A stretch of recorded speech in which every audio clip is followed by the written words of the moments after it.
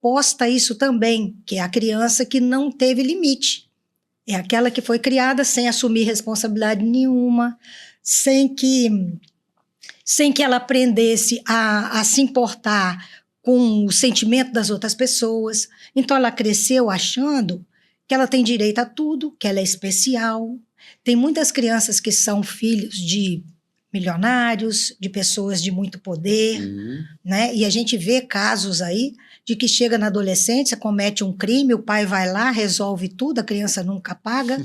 Então ele vai crescendo com essa ideia de que o mundo serve a ele, que não tem consequência para ele. Então o outro não importa, entendeu? Então essas duas situações, elas têm um peso muito grande. Porém, existe também uma questão genética, uma predisposição. Por quê? Porque tem muitas crianças, pastor, que foram abusadas, negligenciadas, rejeitadas, traumatizadas e não são narcisistas. Verdade. Certo? Verdade. Então, existe algo que é a forma com que cada um lida com uma coisa. Você pega duas crianças que foram criadas do mesmo jeito, na mesma época, na mesma família, e você vai ver que ela vai se manifestar, ela vai reagir diante de uma situação completamente diferente uma da outra, certo? Sim. Mas isso é importante a gente saber, pastor, para que os pais possam entender que se a gente não tomar conta, se a gente não despertar para isso, nós estamos construindo muitos narcisistas para o futuro. Meu Deus, olha isso. Porque cada dia mais os pais estão ausentes, as crianças estão sozinhas. E elas estão sendo educadas por rede social. E isso é uma coisa que fortalece o narcisismo. Porque na rede social, a imagem é que importa, não é? Os likes é que importam, a performance da pessoa é que importa. Então, isso vai reforçando o narcisismo, não é? E se a gente não acordar, a gente não vai trabalhar por uma regressão disso, a gente vai deixar... E aí vai acontecer o que o apóstolo Paulo falou. Tempos difíceis virão onde os seres humanos serão assim, ou seja, grande parte vai ser assim. Olha isso. Né? Quando a doutora fala aqui sobre essa questão da rede social, e eu perdi o time aqui que ela estava falando, até a questão da imagem, né? Você é que muda. Você muda a sua imagem do jeito que você quer mudar. Eu não quero isso aí. Começa a mexer num monte de negócio para você ter essa autoaceitação, né, doutora? E aí a gente cai naquela máscara da grandiosidade, não é? É a construção da máscara de grandiosidade e que essa construção é aplaudida. Porque as pessoas gostam de quem está se apresentando como grandioso, como superior, não é? As pessoas aplaudem isso. E isso vai reforçando esse comportamento. Olha é um perigo, né? Muito perigoso. Eu creio que a solução disso, pastor, é a gente voltar para a palavra de Deus. É a gente voltar para o modelo de Deus, modelo de educação baseado na palavra de Deus. De amor, de cuidado, de presença. A gente está tendo aí, a doutora está falando aqui, eu estou lembrando aqui, a gente está tendo aí uma série de problemas na rádio, lá no nosso debate, a gente está sempre falando sobre o cuidado que os pais devem ter com a questão dos filhos expostos às redes sociais. Sim. Que é uma loucura. E outra, crianças já morreram. O Vini Mexe mostra uma criança aí porque é induzida a fazer. E está tudo certo. Quem é que influencia os seus filhos? É o debate que a gente sempre fala. Quem está influenciando os seus filhos? Deveria ser a família, deveria ser o pai, mas não, tem sempre um ídolo, entre aspas, montando e moldando a vida das crianças, né, doutora? Pois é, teve um caso recente agora, né, daquele cara que fazia um reality com crianças. Pois é, e aí? Pastor?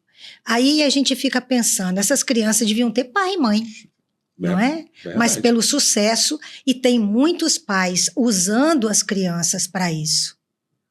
Não é? Que é mais triste, né, doutora? Expondo as crianças nisso, muito triste, realmente. Bom, quais as estratégias de manipulação usadas pelos narcisistas? Queria que você prestasse atenção aqui. Eu sei que a doutora Elizabeth vai falando, e ela didaticamente, né, ela estuda isso, e ela vai falando, e muitas pessoas começam a se identificar, né? Ou ela própria, ou como alguém, ou do trabalho, ou da família, ou de repente alguém da igreja, que a gente nunca sabe com quem que a gente... Fulano é fulano difícil, né? Fulano é difícil de lidar.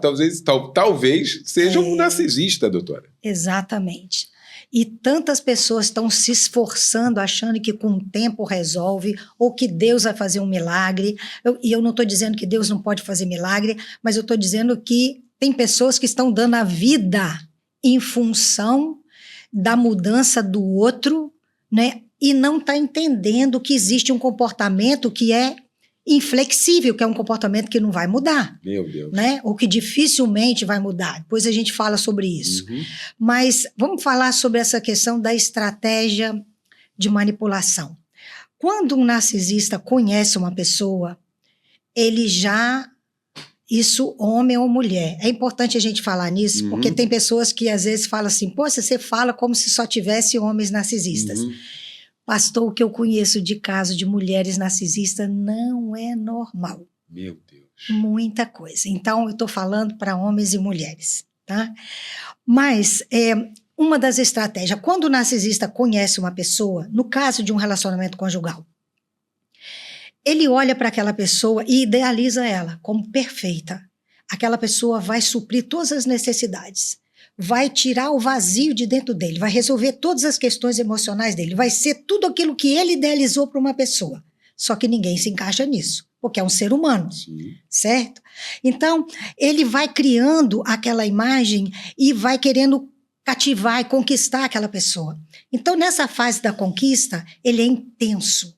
Ele ou ela é intenso, não deixa a pessoa ter tempo para pensar, manda mensagem toda hora, não é? Liga toda hora, manda presente e começa a fazer tudo que ele acha que vai encantar aquela pessoa, e encanta mesmo.